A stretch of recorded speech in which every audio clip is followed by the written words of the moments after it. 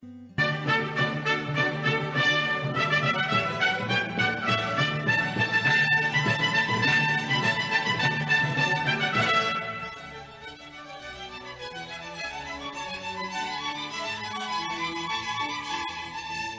listening to Radio Maria, a Christian voice in your home. We now present our program, Jesus, the Promised Messiah of Judaism, with Roy Showman. Hi, this is Roy Showman, and welcome once again to Jesus, the Promised Messiah of Judaism, the show on Radio Maria that celebrates the Jewish roots of the Catholic Church, or seen the other way around, that celebrates the fulfillment, the full realization of the promise of Judaism in the Catholic Church and its sacraments.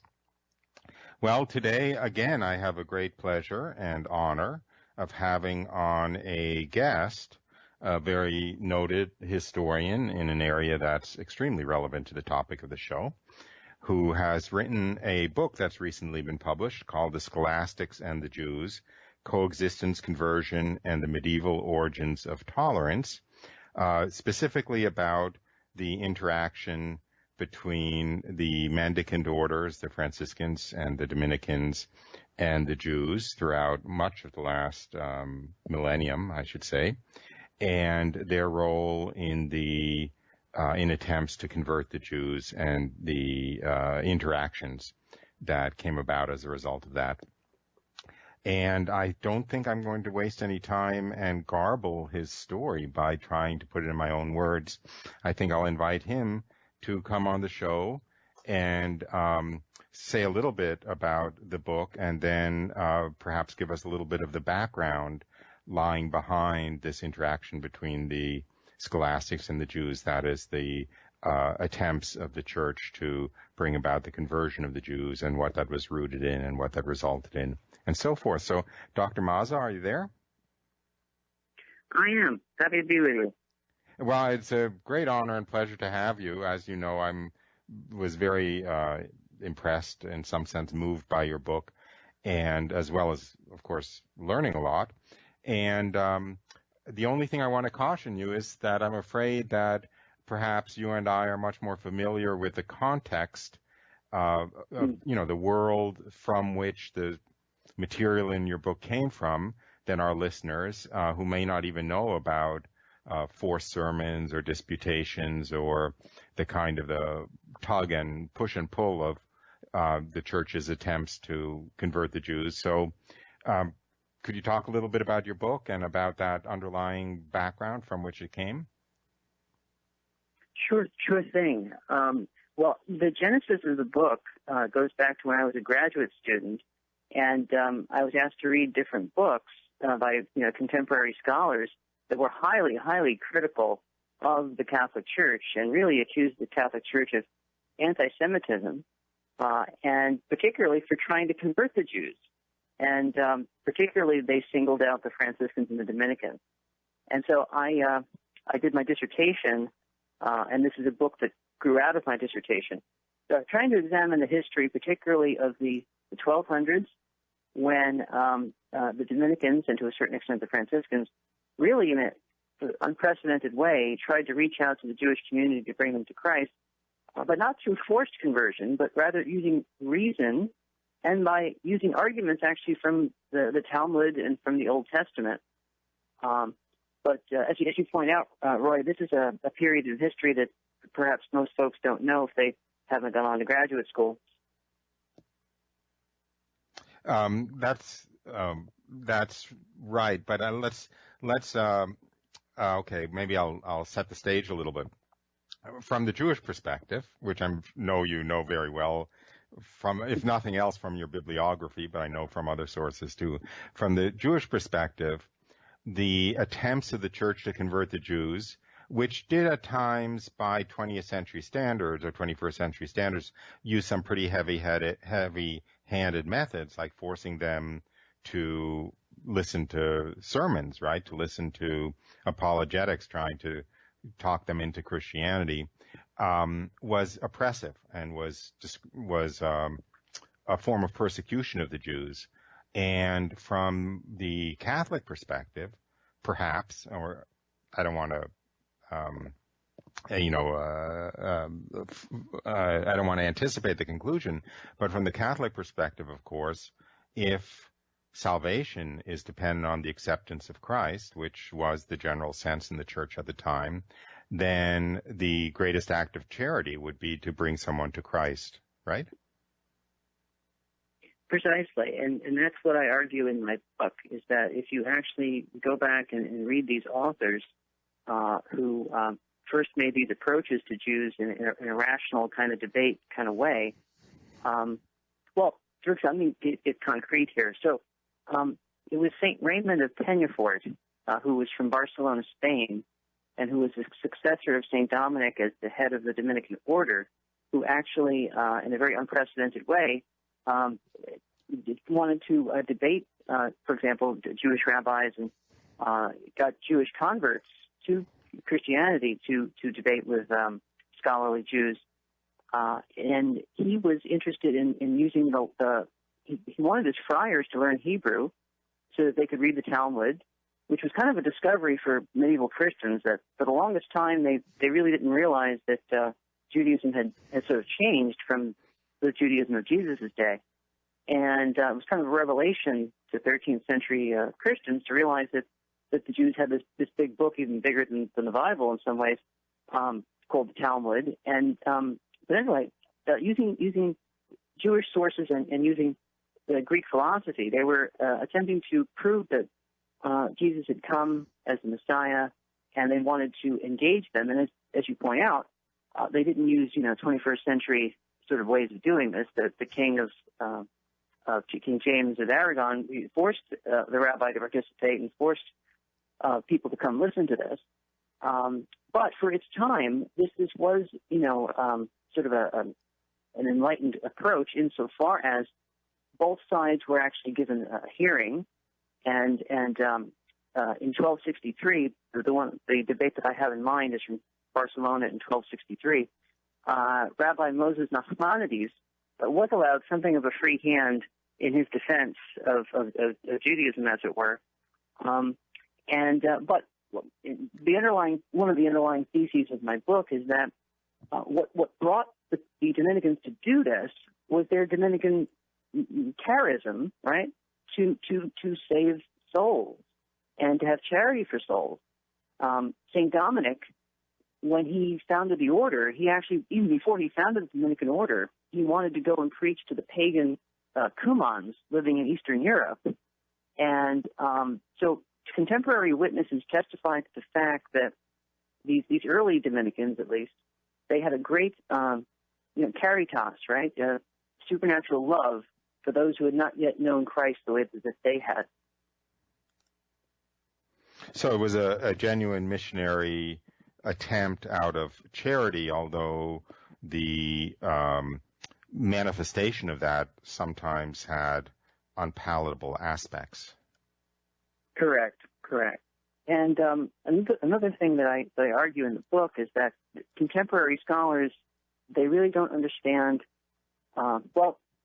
the paradigm, right, that is used in scholarship today. And, 2 generations of college students and graduate students have been exposed to this, is that starting in the High Middle Ages, the 1100s, the 1200s, Europe became a quote-unquote persecuting society. And then ultimately you get to the totalitarian systems of the Nazis and fascists and communists of the 20th century who persecuted Jews. And they see it as this progression, right? But and for example, there's a scholar today. He's a very good scholar, Robert Shesin from NYU, and he compares this 13th century missionizing of the friars, the Dominicans and Franciscans among the Jews. He compares that to the massacres of Jews that occurred as a result of the Crusades. When the rabble got together and decided to just go attack the Jews because they were not Christians. And he says the same desire to provide a more homogeneous environment by removing the Jews is what inspired, both the Rhineland massacres and these missionaries.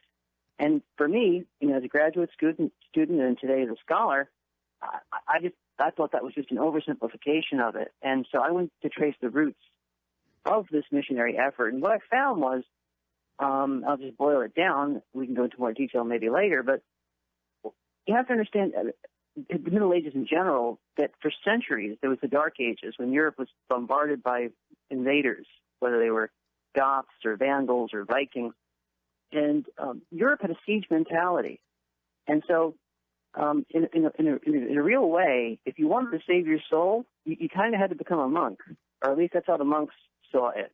Like St. Anselm, who lived around the time of the Norman conquest of England, for example, he writes to his monks, don't look out the window and try to see how your relatives are doing, because the devil is controlling the outer world, and you're lucky you're in the cloister where you can be, secure, pretty much in your salvation.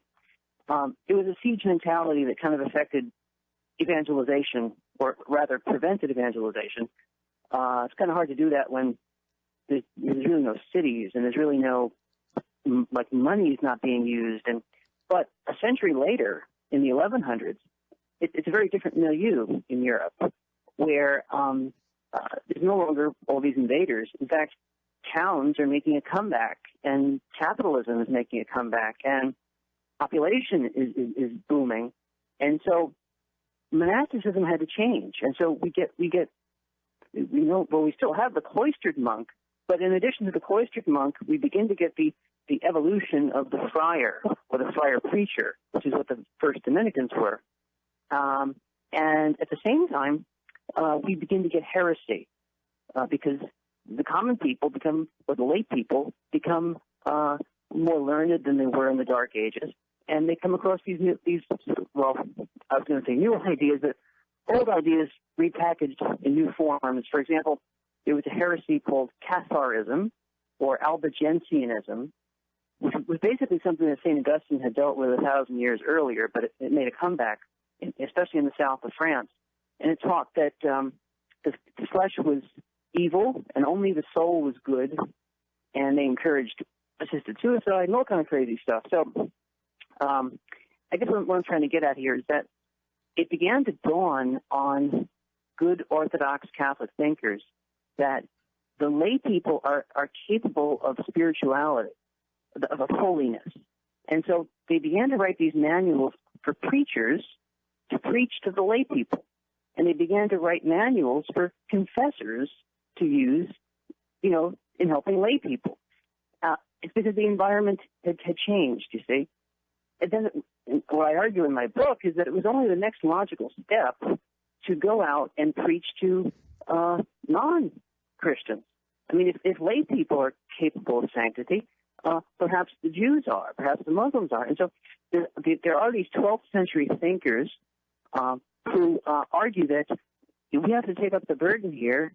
We have to learn Hebrew, or we have to approach the Jews. But it's a kind of a slow evolution between the time of St. Anselm in the 11th century and the time of St. Raymond in the 13th century. Let me throw something in which I mentioned a little earlier, again, just because most of our listeners are listening in the 21st century. I think it's hard for us today to really understand what it would mean if you were a faithful Christian who really, to the depths of your soul, believed that everyone who wasn't Christian was going to be condemned to an eternity of suffering in hell. And what that would mean with respect to one's heart for evangelization. I think it's a little hard for us to grasp that today, because that is no longer the picture that the church presents. But it was then, right? Yes, I mean, and the thing about the Middle Ages is that they had certain things right and they had certain things they were off about. But death, judgment, heaven, and hell was definitely foremost in the teaching of the church at that time, and it was in the public consciousness. You see, and so they as soon as it dawned on these Christian intellectuals that as I say that lay people were capable of sanctity, and in fact were going over to heretical movements in their search for spirituality. I argue in my book that it began to dawn on them that Jews and Muslims need this approach as well. And so, for example, St. Raymond of Pennyfort asked St. Thomas Aquinas to write one of his most famous works, which is the Summa Contra Gentiles, which is a work written for those people who don't accept the authority of the New Testament. You see, this was also a time in Europe when the first universities were beginning. People may not realize this, but it's actually Catholics who invented the university system, 700 to 800 years ago. And for some clerics, this was kind of a dicey affair. I mean, the idea of quoting Aristotle alongside St. Paul, it rubbed some people the wrong way. And the secular clergy, actually, how should I put this? The secular clergy were either jealous or upset, actually, with the friars and with these university professors. And, in other words, using rational arguments for the existence of God alongside the Bible. And this sort of openness to reading other works by non-Christians. For example, St. Thomas Aquinas read the great Jewish philosopher Moses Maimonides, who himself had read Aristotle, and Thomas Aquinas also read, in Latin we call him Averroes and Avicenna, and these were people who were born Muslim, but who were philosophers and devoted to Aristotle, and actually not always very orthodox in their Islamic ideas. But the point is that this was a time of flux in Europe, and it was also a time of mission, because the Christians were finding out that the world around them was like much bigger and stranger than they originally thought. Like, for example, the Mongols appeared on the world scene, and they conquered China, they conquered Babylon and Baghdad, and they threatened Poland at one point, and obviously took over Russia for a couple of centuries. And for a time, there was a hope that maybe we could convert the Mongols, and they could be like a new Constantine. The great Khan could be a new Constantine. So the friars, the mendicants, were involved in this, and it was sort of an 11th hour appeal. In fact, there was a papal bull that was issued under, I believe it was Pope Gregory the Ninth, called Un Hora Decima. I mean, literally an 11th hour appeal to bring in all the people that you could into the ark of the church to save them, because this is the approach of the end days, so to speak. You see, so St. Raymond of Pennyfort and the Dominicans were really pioneers when it came to the idea of trying to approach learned Jews with Talmudic arguments and with rational arguments to try to bring them into the church. What about, okay, let me see. The picture that I have in my head is that you have several, kind of opposing forces or contradictory forces or simply disparate forces that kind of surge together and churn up the waves and so forth. And on making the argument for the conventional Jewish side of this argument, so to speak, there was also prevalent, at least within a couple of centuries, a number of rather severe actions that were aimed at protecting Christendom from the pernicious influence of Jews, right? Like the expulsion from Spain, for instance. I know that was a secular act, but it was still, very much within Christendom. So is it fair?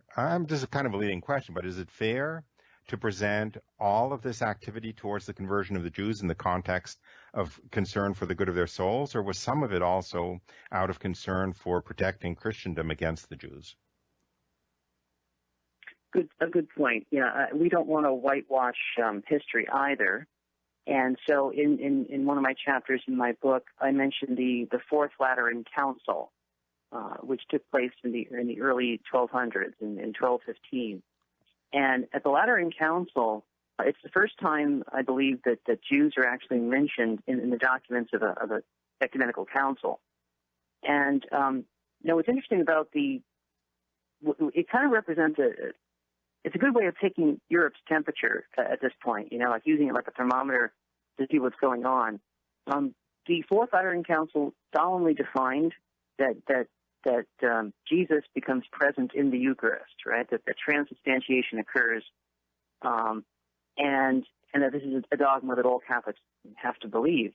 And also, it was Lateran IV, which said that all Catholics have to go to confession at least once a year. Okay, so what is this showing? It's showing again that Europe is becoming more sophisticated, and then the laity are becoming more cultured, and so the Church is realizing that there's a spiritual need to be met here, right? And that they need to receive the sacraments more frequently. They need to understand the sacraments better. They need to, achieve sanctity, as it were, right? But at the same time, you'll find in the legislation of Lateran IV that they don't want Christians and Jews to be engaging in sexual relations with each other.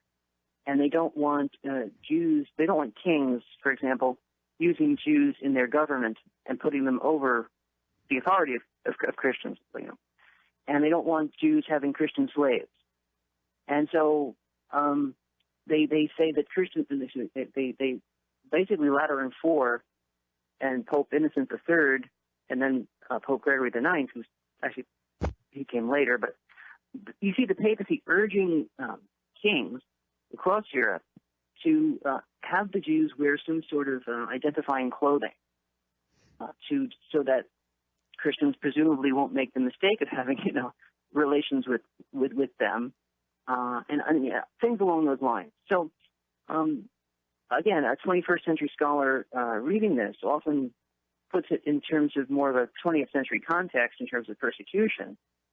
And I'm sure that element is there. But there's another element alongside of it which had genuine spiritual concerns going on. But, I would look at this and I would say that, sometimes cultural prejudice affects even church councils, if I can go so far as saying that without being getting in trouble with the magisterium.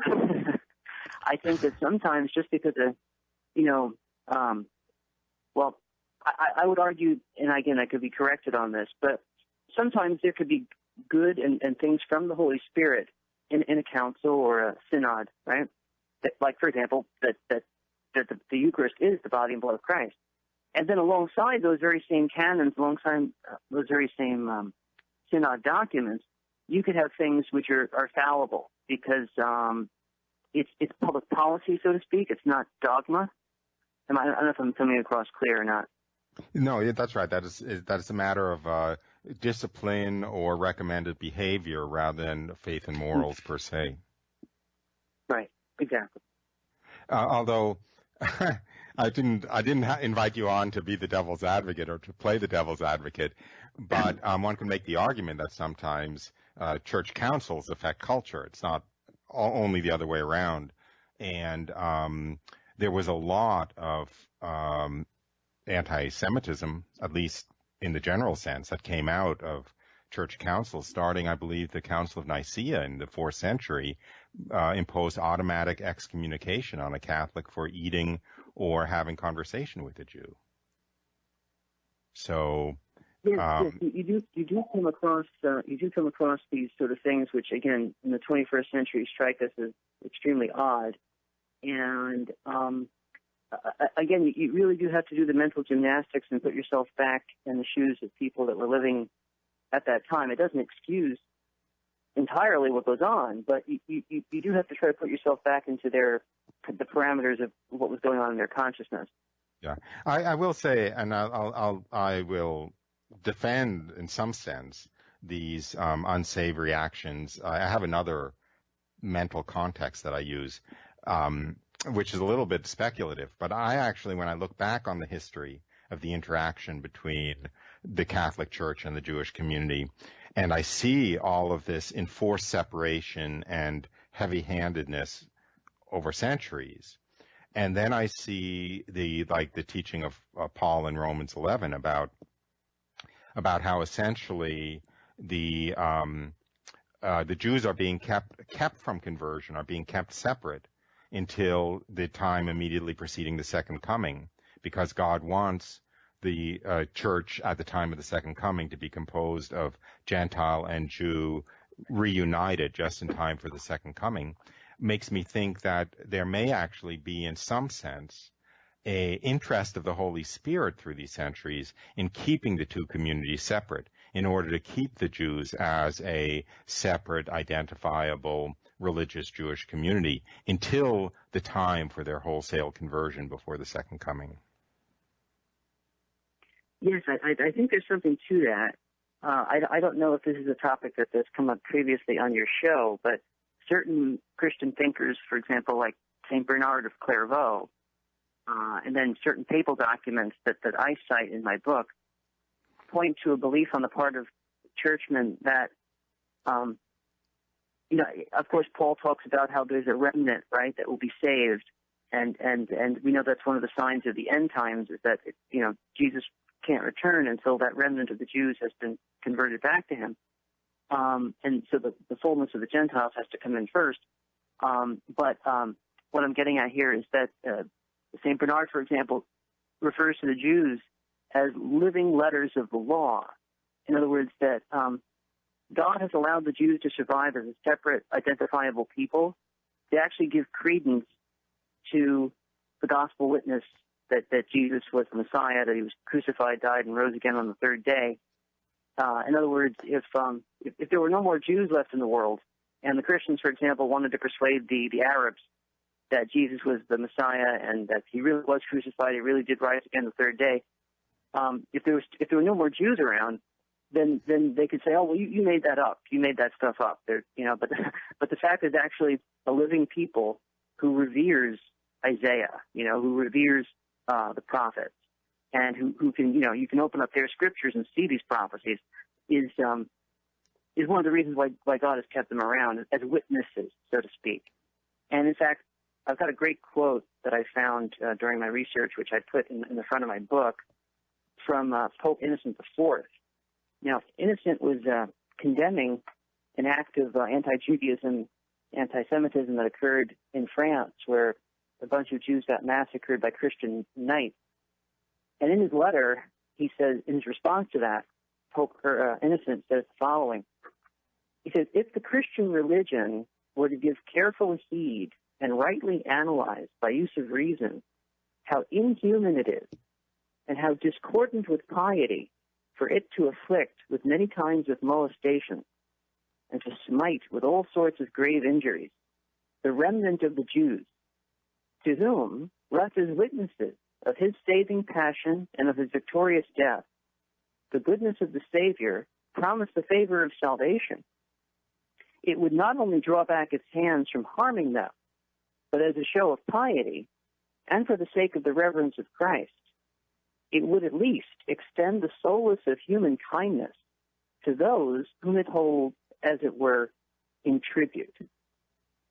So what I argue in my book is that scholars today, they tend to overlook these little gems that are in the historical record, which show that, despite widespread anti-Judaism and despite prejudice and terrible things, there was a strain in the church, because the church is the bride of Christ, right? We would expect, no matter what century we're looking at, we would expect that the voice of Christ, the voice of the Holy Spirit, can still be heard, no matter how bad the situation gets. And I think this is one of those moments where the Holy Spirit is speaking, right? Mm-hmm. And it shows the more positive side, which often gets glossed over. Yeah. Well, that's probably a good. I usually take a short break about halfway through, and we've come to that point. So I'll take a short break. We've been listening to Professor Edmund Mazza talking about his book, The Scholastics and the Jews, a very relevant book for people interested in the subject of this show.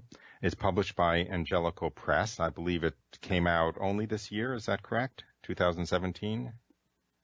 That's right. Came out in May. Yeah. And anyway, it's I'm sure it's available wherever good books are sold, so to speak. And we'll resume the conversation with Professor Mazza after the break. And this is a live call-in show, so if anyone wishes to call in and join the conversation, the number here is 866-333-6279 or 866-333-MARY, M-A-R-Y, for obvious reasons. And with that, we'll be back in a few moments to continue our conversation with Professor Mazza.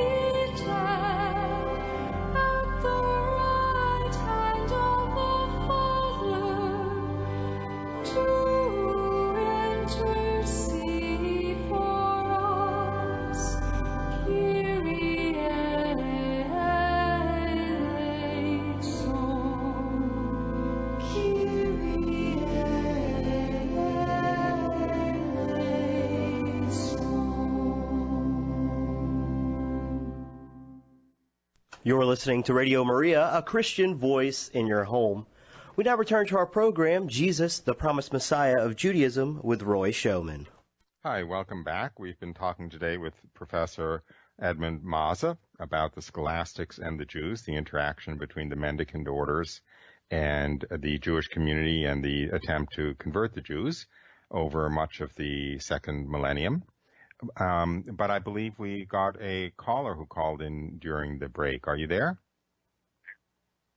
Yes, Roy, it's Marie. Hi, and you are, why don't you identify yourself? Yeah, I've been on your show several times, and I have some interest in, a special interest in what Professor Mazza is talking about, because I also studied these particular topics, and his book I think is fascinating. Most especially, I love his defense of the friars and their wanting to reach out to the Jews and to the Muslims out of love. I just find that so fascinating, because unfortunately the historical record that's written by contemporary scholars, and I think Professor Mazza alluded to that, has really given us a picture of a malicious intent, and I don't think that's always the case. It is the case in a lot of circumstances, which he points out also. But Raymond Peñafort had that really unique outreach that I really am so appreciative of Professor Mazza pointing that out. And I'm wondering how, Professor Mazza, what led you to look into the personality, so to speak, of Raymond Peñafort and his desire for this outreach? Okay, so if I'm understanding the question is what sort of led me into trying to figure out Raymond's take on this and his personality? Yes. Mm-hmm. Right. Well, the interesting thing is, I'm from New York. I was born in Brooklyn, raised in Queens, and so I've been around Jewish people my whole life. And but I just think of people as people. I don't consciously think of what race they're coming from or whatever. But when I was in college and I was reading these textbooks, and they really said, these terrible things about people like Raymond. And it struck me that could this be right? I mean, could somebody be the head of the Dominican order and really be as terrible as what they're painting him out to be? And so that's when I started doing the research, and I read Raymond's writings, and I really couldn't find anything in there that would qualify as hate speech, And in fact, the more I read, the more I saw that at least some of these medieval mendicants really were sincerely interested in the salvation of their contemporaries, and if they were critical or wanted to correct the Jews, it was really more of what St. Thomas Aquinas talks about, something called fraternal correction. And in the Summa, he explains how if we criticize our brother because we think that he's walking in the wrong way, that's actually a form of love, because you want to make him a better person. And so there's this whole strain in Christian thought of fraternal correction, where you in charity you point out the truth to somebody, even if you have to kind of get into an argument, so to speak, over it. This is very interesting, and that now the Jews, as you mentioned, it was reaching out, the mendicant orders originally to their fellow Christians, that the lay people can become holy, and let's train them and let's help them in reaching out to our brother. Now we're including the Jews and the Muslims. That's as our brethren, not to eradicate them, but to bring them in. And that seems like that's exactly what Raymond wanted to do, to reach out out of love. And I find it fascinating that you picked up on that. There's a saying that we have in Judaism, we say, from Moses to Moses, there was no greater than Moses. It talks about Moses, the lawgiver, and then on to Moses Maimonides, who you had mentioned earlier, the great philosopher and legal codifier. In a sense, your thesis, I think, is from Raymond to Raymond, there was no greater than Raymond, because Raymond Pennyfort, he was the great codifier of canon law, and you would think of that as, a legalist. But well, see, that's the thing. See, that's the thing. Yeah, what I found out about Raymond was, and I found a pattern here. Raymond, he not only had this unprecedented effort to try to convert Jews, but he wrote the most popular handbook for confessors to use in confession. And then I said, maybe there's a connection here. Maybe the drive, it's not so much a drive for homogeneity as it's a drive for holiness. And so as I say in my book, I'm fighting against this predominant paradigm in scholarship today that sees this hegemonic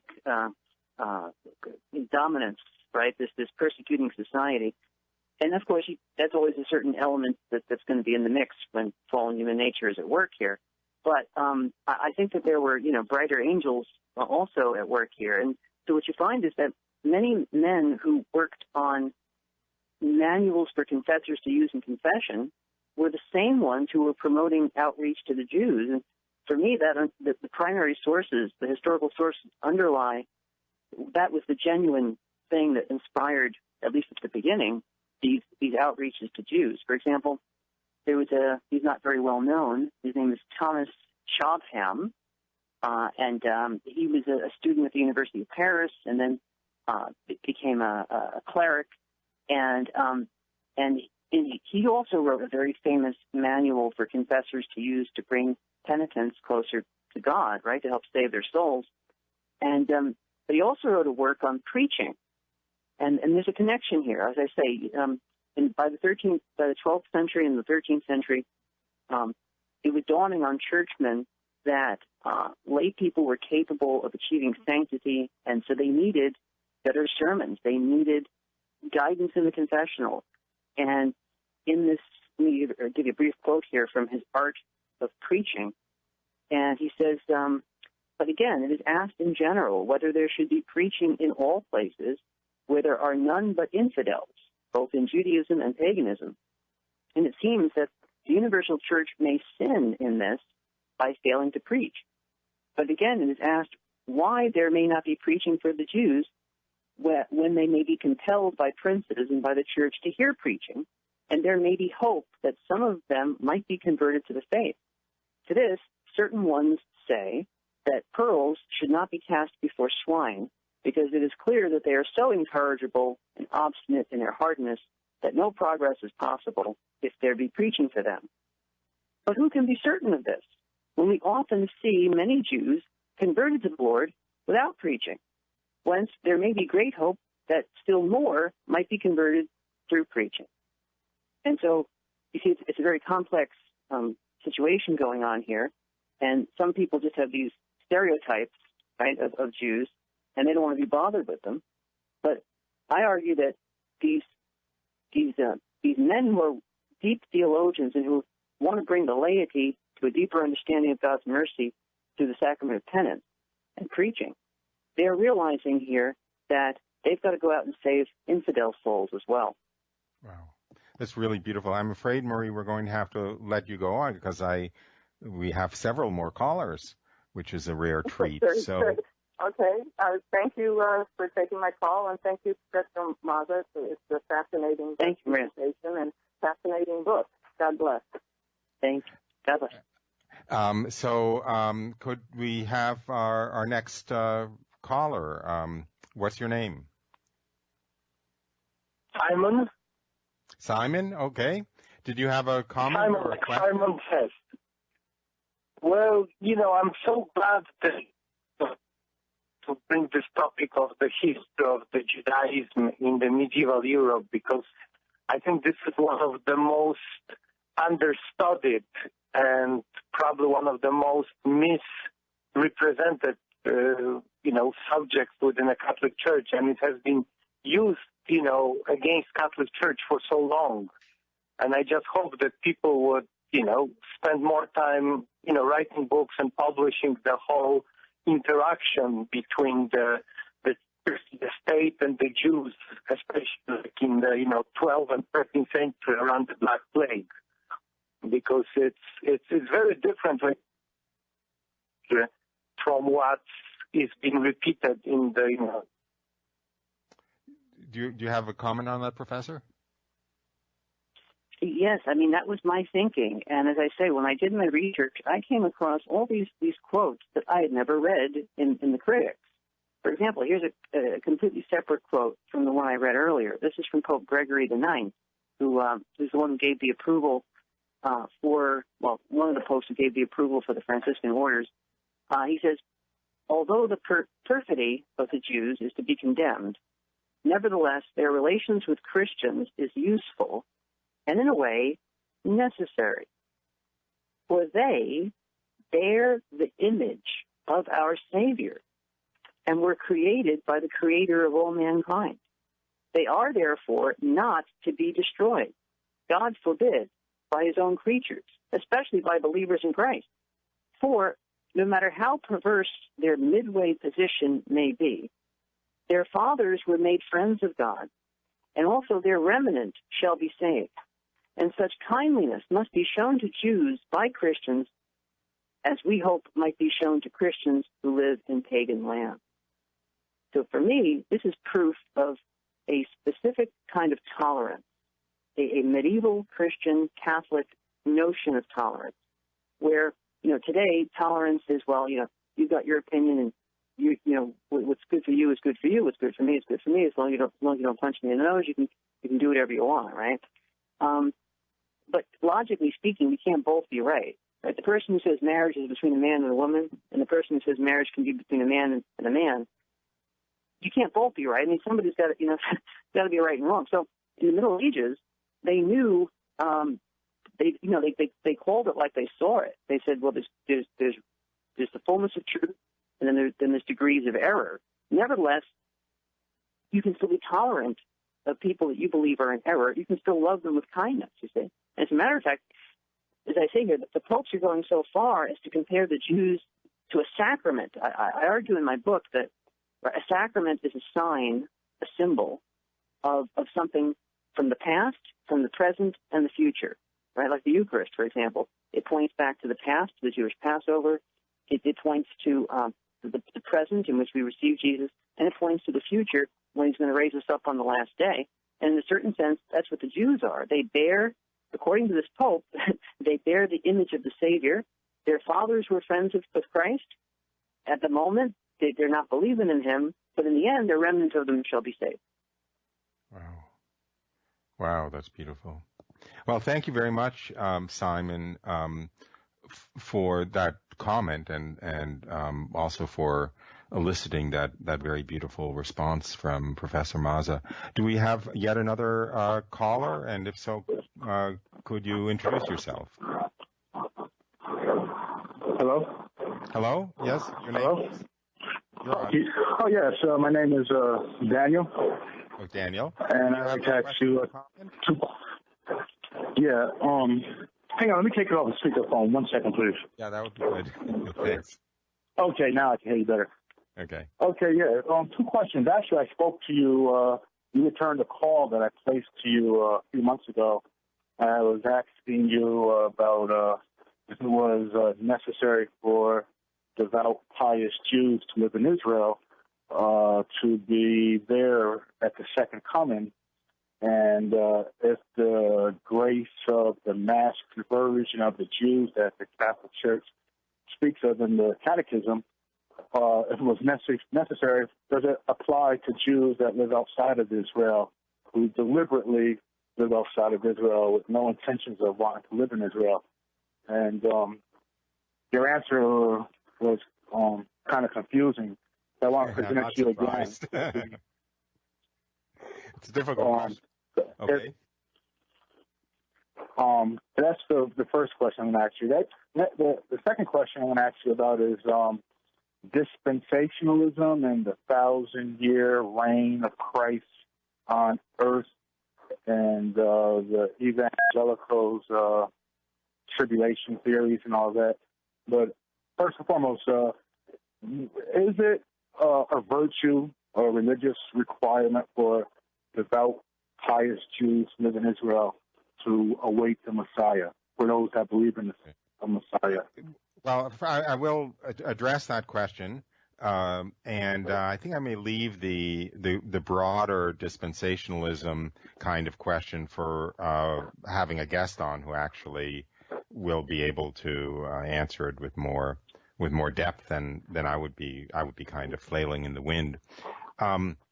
There's no simple answer to your question about whether Jews are under a religious obligation to live in the land of Israel.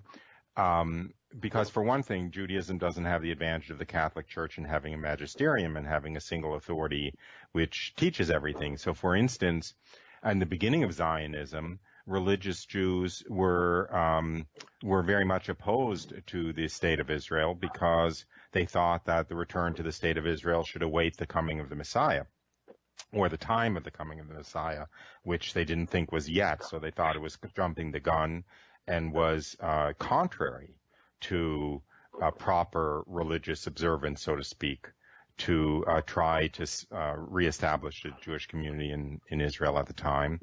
When I was growing up, it very much felt like a semi-religious obligation. I was growing up in the 50s and the 60s, and in those days, shortly after the founding of the State of Israel, you weren't really a self-respecting.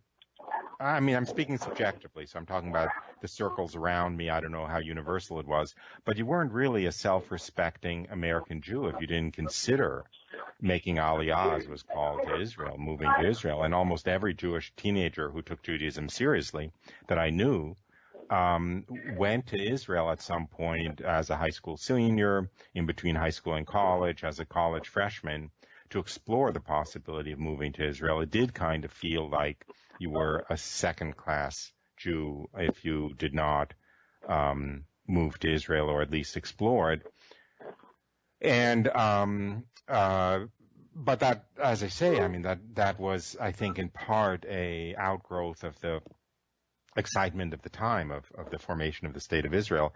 And as to the eschatological significance of moving to Israel and the relationship between living in Israel and being part of the faithful remnant and part of the mass conversion of the Jews before the second coming, as people say, that's way beyond my pay grade. So, I could speculate, but it would be pure speculation.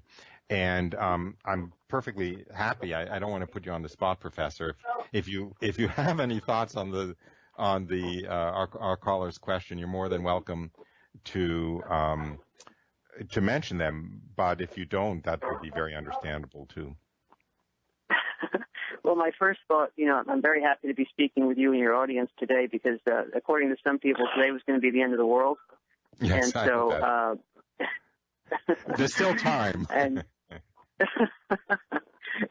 so I said, the eschatology was now at the moment. But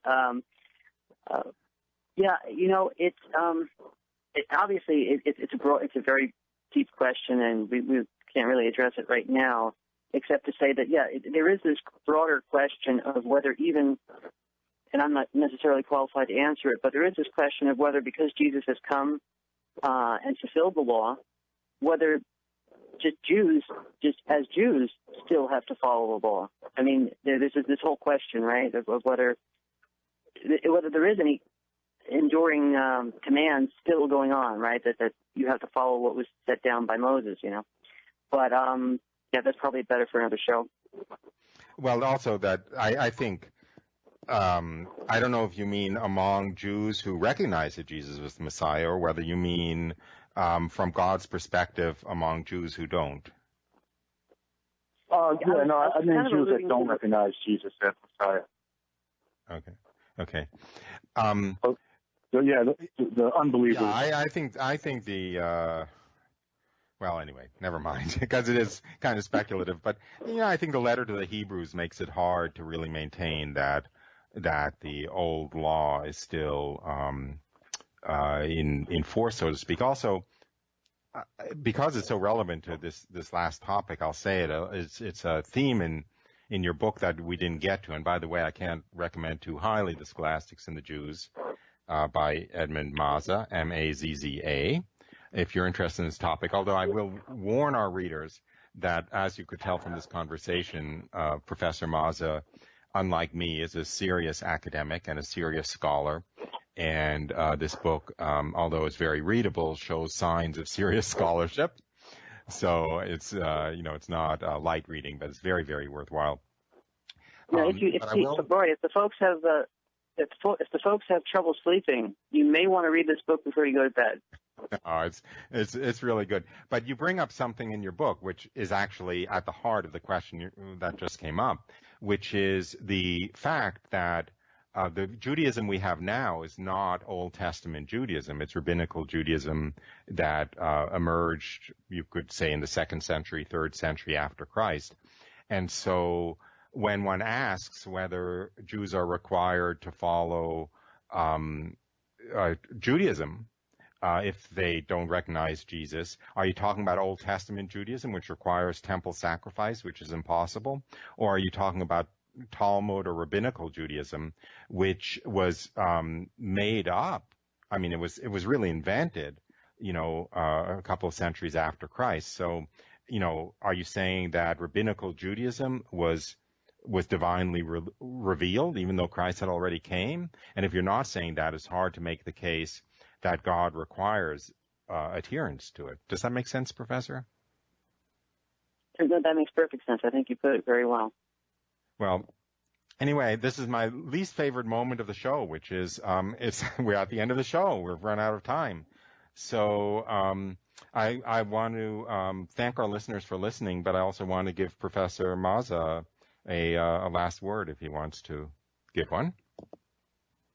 Sure. Well, I would just encourage people to look up certain individuals. Like there's an individual we didn't get to on the show, but his name is Blessed Raymond, or Raymond in the English, Lull. He's my favorite palindrome, L-L-U-L-L. And other people like Peter Abelard or St. Justin the Martyr, who lived 1,000 years before these guys did. Go back and read their writings. Do a Google search with their names and the search topic Jews, and what you'll find is a very cultivated, a very polite, very charitable dialogue between these individuals or fictitious characters that they create in fictitious dialogues or maybe historical dialogues. But there's a lot more goodwill on the part of certain Christians towards the Jews than is given credit for them in academia today. Very well said. And anyway, as I said, we have come to the end of the show, so I will have to say goodbye. I want to encourage, we've been talking in some indirect sense about the conversion of the Jews and the heart for the conversion of the Jews that these Catholic saints, and in particular the mendicant preachers, had.